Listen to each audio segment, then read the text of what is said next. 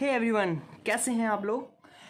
चलिए स्टार्ट करते हैं आज का one of the most important 6 marks का टॉपिक चैप्टर नंबर 3 का, दैट इज एलिमेंट्री ऑपरेशन, या फिर मैं कहूँ तो एलिमेंट्री ट्रांसफॉर्मेशन। ऑपरेशन यानी कि मतलब क्या है इसका।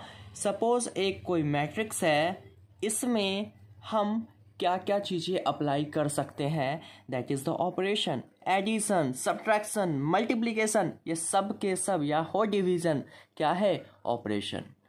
या फिर मैं कहूँ तो ऑपरेशन को ही दूसरी शब्दों में ट्रांसफॉर्मेशन यानी कि चेंज। ट्रांसफॉर्मेशन क्या होता है, चेंज लाना। तो किसी मैट्रिक्स में हम क्या चेंज ला सकते हैं, ये भी किस चीज़ पे डिपेंड करता है बच्चे, कि उस मैट्रिक्स में हमें करना क्या है।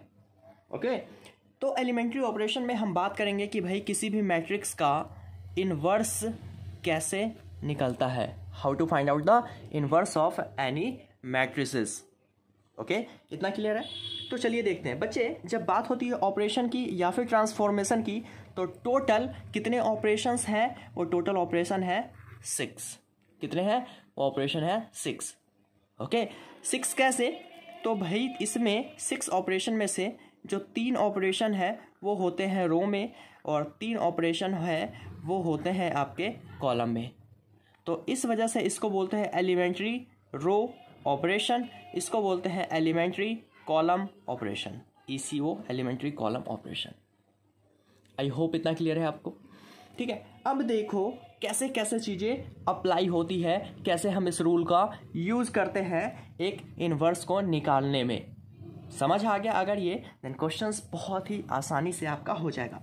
तो जो ये तरीके हैं उसमें से जो पहला तरीका है, जो थे 6 तरीके हैं इसको फाइंड आउट करने का, उसमें से पहला तरीका क्या है, दैट इज क्या है कि इंटरचेंज।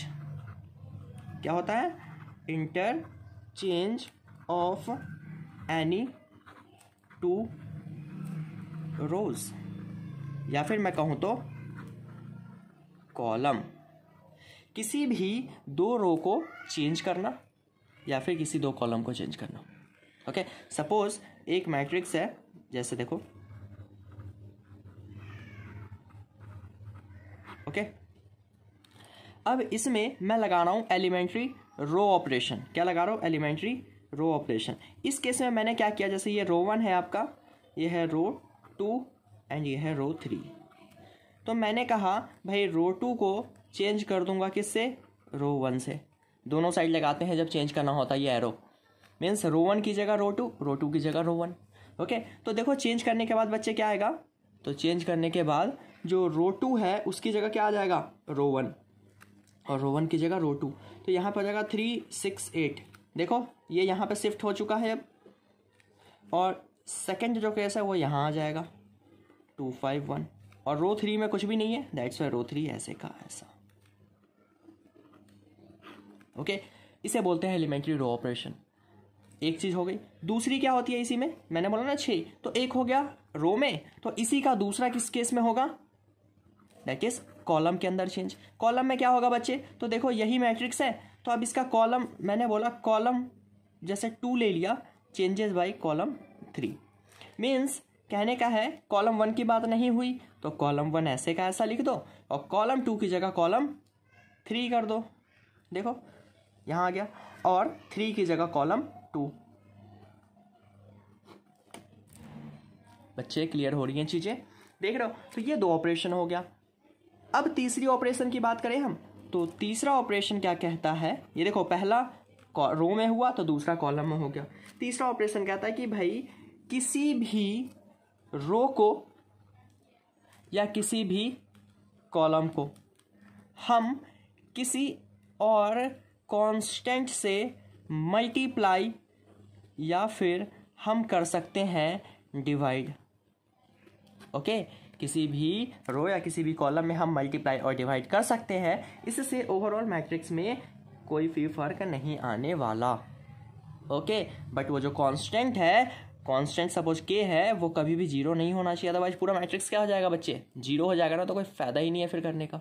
ओके, सपोज यही मैट्रिक्स है, क्या है आपके सामने मैट्रिक्स सामने है, इसमें हमने क्या किया, जैसे हमने लिख सकते हैं ऐसे, रो 2 मल्टीप्लाई बाई 2R2।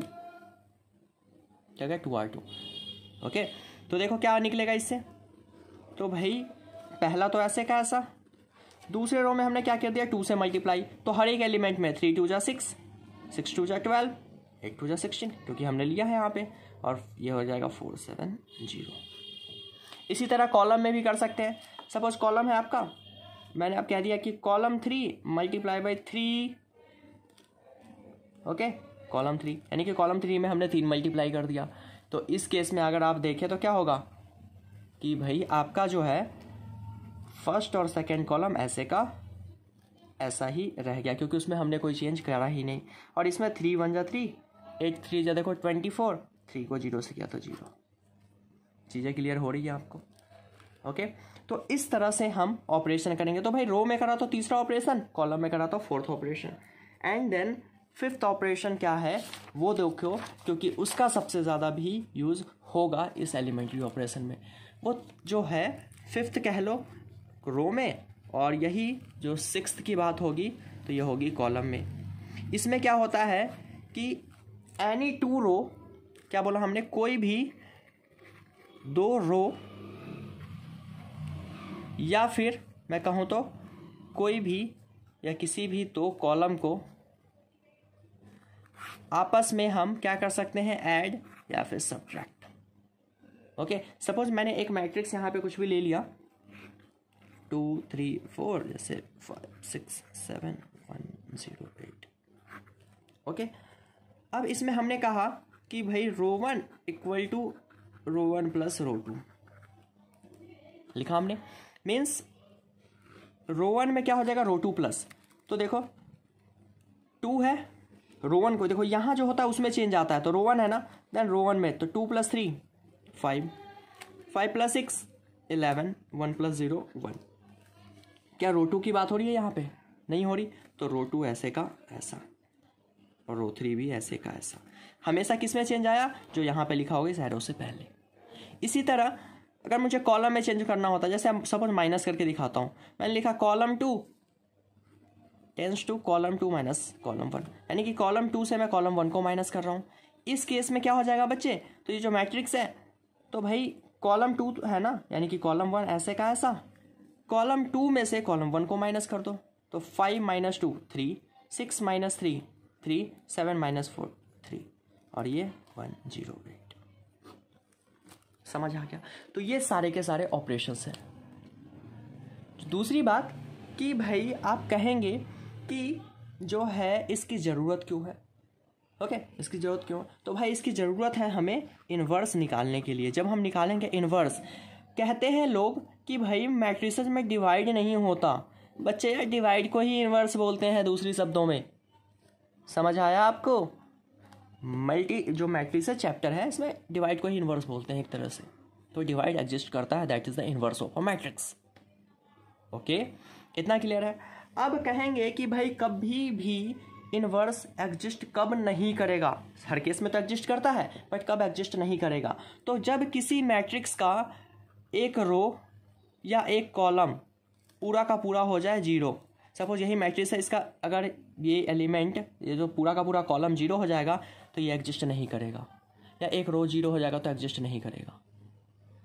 जैसे मैंने एक लिया मैट्रिक्स, जैसे 2 3 सॉल्व करते जा रहे हैं, सॉल्व करने पे आ गया जैसे एक रो 0 आ गया, पूरा का पूरा 0 है, दैट्स वाई इसमें इन्वर्स क्या एग्जिस्ट करेगा, तो इन्वर्स यहाँ पे एग्जिस्ट नहीं करेगा। क्लियर है गाइज? आई होप क्लियर हो रही हैं चीज़ें। दूसरी चीज़, अगर देखो कोई मैट्रिक्स है ए, ओके, कोई मैट्रिक्स है ए और इसका हमें निकालना इन्वर्स, तो हम उसको डिनोट करते हैं ए इन्वर्स से। पहली बात है डिनोशन कैसे होगी, ए इन्वर्स। ओके, और ए इंटू आई जो देगा वो देगा ए इन्वर्स, मतलब पावर क्या हो गया, कम हो गया। सपोज ए स्क्वायर होता और ए, तो ये हो जाता ए आई, 2 है तो 1 हो गया। ए क्यूब और आई को मल्टीप्लाई करेंगे तो हो जाएगा ए स्क्वायर, सॉरी आई नहीं आएगा, ओनली ए स्क्वायर। मतलब एक हमेशा क्या होती है, कम होती चली जाती है। आई क्या है यहाँ पे, तो I is the identity matrices या मैट्रिक्स। ठीक है, आइडेंटिटी मैट्रिक्स का जो है ऑर्डर क्या होगा, तो सपोज आपका क्वेश्चन का ऑर्डर है कितना, ये 3 by 3 का, तो आइडेंटिटी मैट्रिक्स उस केस में हम लेंगे 3 by 3 का ही, 2/2 का है तो 2/2 का। मैं बात करूं कोई एक स्क्वायर मैट्रिक्स है, स्क्वायर मैट्रिक्स ऐसे मैट्रिक्स होते हैं जिसके ऑर्डर क्या होते हैं, सेम होते हैं, आपने बेसिक में देखा है ये सब। तो स्क्वायर मैट्रिक्स के केस में इन्वर्स एग्जिस्ट हमेशा ही कर भी सकता है या फिर नहीं भी कर सकता है। इन्वर्स एग्जिस्ट कर सकता है और नहीं भी कर सकता है। सपोज एक मैट्रिक्स आया स्क्वायर, उसका कोई एक पूरा का पूरा रो 0 है तो इन्वर्स एग्जिस्ट करेगा, उस केस में नहीं करेगा। बट एक मैट्रिक्स है जिसमें रो या कॉलम 0 नहीं है तो एग्जिस्ट करेगा, लेकिन ऑर्डर क्या होना चाहिए उसका सेम, यानी कि I = J, रो और कॉलम क्या होने चाहिए सेम। जैसे ये है 3/3 है, 2/2 है, ये मैट्रिक्सेस। आई होप इतना क्लियर है। बट रेक्टेंगुलर मैट्रिक्स है, क्या मैट्रिक्स है वो, रेक्टेंगुलर। उस केस में जो है इन्वर्स कभी भी एग्जिस्ट नहीं करता, इन्वर्स कभी भी एग्जिस्ट नहीं करता। इतना क्लियर है बच्चे। ये चीज़ें जो पॉइंट्स है कुछ आप दिमाग में बैठा ले। सपोज एक मैट्रिक्स है 2/3 का, दूसरा मैट्रिक्स है कितने का, 3/2 का। तो इस केस में इन्वर्स देखो 2/3 क्या इसमें एग्जिस्ट करेगा, नहीं करेगा, क्योंकि इसका आइडेंटिटी हम कैसे बनाएंगे, आइडेंटिटी हमेशा स्क्वायर में बनता है ना। और हमेशा इन्वर्स निकालने के लिए हम किससे मल्टीप्लाई करते हैं, एलिमेंट्री ऑपरेशन में। एक मैट्रिक्स ए है, मुझे निकालना है इन्वर्स, तो हम उसका मल्टीप्लाई करेंगे ए को आई से, आइडेंटिटी मैट्रिक्स से, तब जाकर निकलेगा उसका इन्वर्स। ओके, अब कहेंगे कि भाई हमें इस आइडेंटिटी मैट्रिक्स की या फिर मेरे को इन्वर्स निकालने की जरूरत क्यों पड़ी, क्यों करते हैं एलिमेंट्री ऑपरेशन।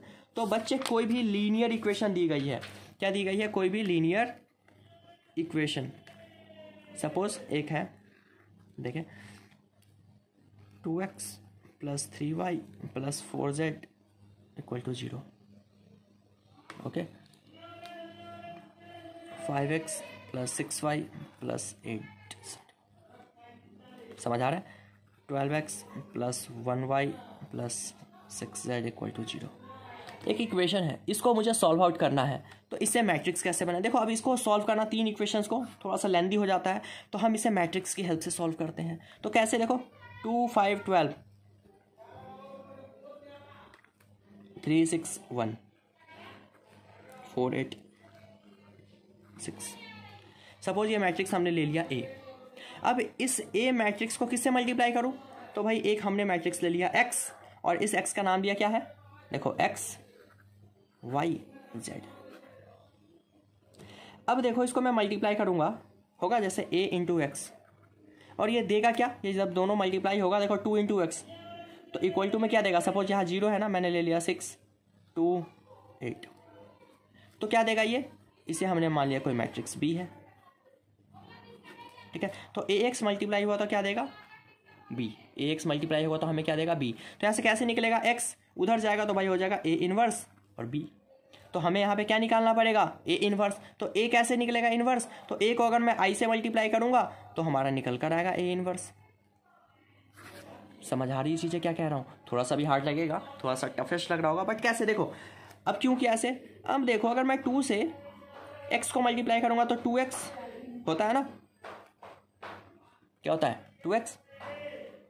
अब एक चीज़ देखो, ये जो हमने x लिया, ध्यान से देखना, जो x लिया क्या ये हमने सही लिया, सोचने वाली बात है। अगर हमने x y z यहाँ पे लिया, क्या ये सही लिया, तो आप कहेंगे नहीं लिया। क्यों, बिकॉज अगर ये देखो, इस ध्यान से देखो क्या होता है भाई, यूं मल्टीप्लाई होता है, ऐसे होता है या नहीं होता है, होता है। देखोगे हमेशा तो ये जो पूरा रो है कैसे मल्टीप्लाई होता है, कॉलम से। तो ये देखो 2 3 4 कब आएगा, जब ये x जो है कुछ ऐसे होता या नहीं होता, तभी तो देखो 2 × देखो इस केस में क्या होगा 2x, ठीक है। फिर ये किससे मल्टीप्लाई होगा बताओ, ठीक है। फिर क्या होता है प्लस, और तब देखो 3 किससे मल्टीप्लाई होगा, y से, प्लस 4 × z, ठीक है। और इक्वल टू b क्या है, यहाँ देखो 6। तो ये रो पूरा का पूरा इससे मल्टीप्लाई हुआ, तो देखो ये इक्वेशन निकल कर आया। इसी तरह देखो 5 × x 5x, 6 × y तो देखो 6y, 8 × z तो 8z, और इक्वल टू में जो है 2, 12 × z देखो x, फिर 1 × y 6 इंटू जेड। यानी कि इस इक्वेशन को प्रॉपर अगर लीनियर इक्वेशन उसको सॉल्व करना है तो ईजीएस्ट वे में जो सॉल्व करना है वो तरीका है मैट्रिक्स की मेथड से। अब तक आप करते आए हैं linear equation in 1 variable 2 variable, तो अगर एक या दो इक्वेशन है तो आप आसानी से सॉल्व कर लेते हैं, बट उससे ज़्यादा है तो matrix is the best method to solve any of the equation. That's why इन सबको निकालने के लिए हमें इन्वर्स की ज़रूरत पड़ी। चीज़ें पता है क्यों ज़रूरत पड़ी, आप सोचते रहते हैं कि इसका एप्लीकेशन क्या यूज है, तो ये यूजेज है इनके। आई होप चीज़ें क्लियर है बच्चों। तो अब हम देखते हैं अपना एक्सरसाइज 3.4 कि उसमें कैसे होगा क्वेश्चन सॉल्व, या फिर मैं कहूँ तो एलिमेंट्री ऑपरेशन का कैसे वहाँ पे यूज़ करेंगे किसी भी चीज़ को फाइंड आउट करने के लिए। ओके, तो मिलते हैं अपनी नेक्स्ट वीडियो में जिसमें हम डिस्कस करने जा रहे हैं exercise 3.4। Okay, I hope guys clear है चीज़ें कि क्यों ज़रूरत पड़ी, कैसे करते हैं, और अगर क्लियर है मुझे कमेंट करके ज़रूर बताएं कैसा लगा आपको, समझ आया या नहीं आया ये बेसिक बातें एलिमेंट्री ऑपरेशन के बारे में। Thank you so much for watching this. और अगर आपको चाहिए बच्चे, जस्ट वेट, कंप्लीट वीडियो हर एक चैप्टर्स की पूरा का पूरा कोर्स करना है लाइव के साथ, live classes plus doubt session और रिकॉर्डेड वीडियोस तो आपको मिलेंगी ही मिलेंगी, उसके साथ असाइनमेंट, प्रॉपर नोट्स हर एक चैप्टर के और टेस्ट, ये सब कुछ हम अपने प्रोवाइड कर रहे हैं रियल कंसेप्ट ऐप पे, जो कि गूगल प्ले स्टोर पे अवेलेबल है। आप वहाँ से डाउनलोड करें और उसमें रजिस्टर करें अपना मोबाइल नंबर, या फिर हमें कांटेक्ट करें इस नंबर पे बाकी की डिटेल्स के लिए। ठीक है, आपको मैं यानी कि अभिनीत सर मिलूँगा यहाँ इस नंबर पे, व्हाट्सएप करें या कॉल करें और आपको प्रॉपर गाइडलाइंस दूंगा कि भाई कैसे हम लाइव क्लास अपना फॉर्म करते हैं और कैसे इसमें आप पूरा का पूरा कोर्स हमसे लाइव बैठ के पढ़ सकते हैं इन चीज़ों के साथ। Okay, thank you so much for watching this.